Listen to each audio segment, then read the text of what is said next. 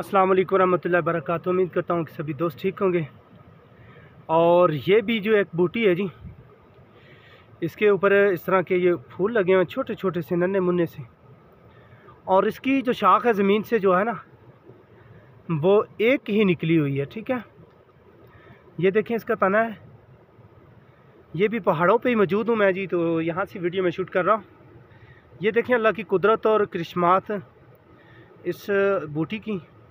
ये देखें कि इसको इस तरह फूल लगे हैं। ये नहीं है कि एक खड़ा है, ये काफ़ी तादाद में खड़े हैं। ये देखें आगे भी एक है, ये है जी इसका फूल सा। तो इस तरह की इसकी शक्ल है। ये देखें कि जो मैं अब तराश ली है, ये देखें क्या ही करिश्मात है इस बूटी के जी। कैसे ये अल्लाह की नेमतें हैं।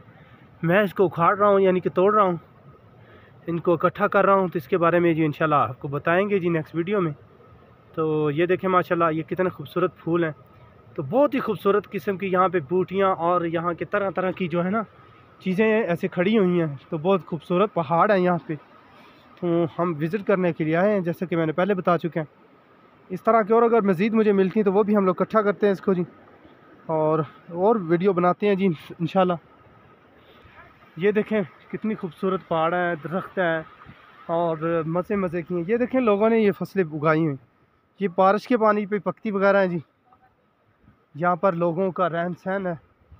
तो कुछ लोग आपको दिखाता हूँ जो कि काम कर रहे हैं, लकड़ी इकट्ठा कर रहे हैं, अपने खाने का इंतज़ाम कर रहे हैं। जो कि ये देखे लोग अपना खाना बना रहे हैं जी। पहाड़ों पे आए घूमने के लिए, सैर तफरी के लिए। तो ये तफरी मकामात में आते हैं लोग और खाने वगैरह बनाते हैं और घूमते हैं जी।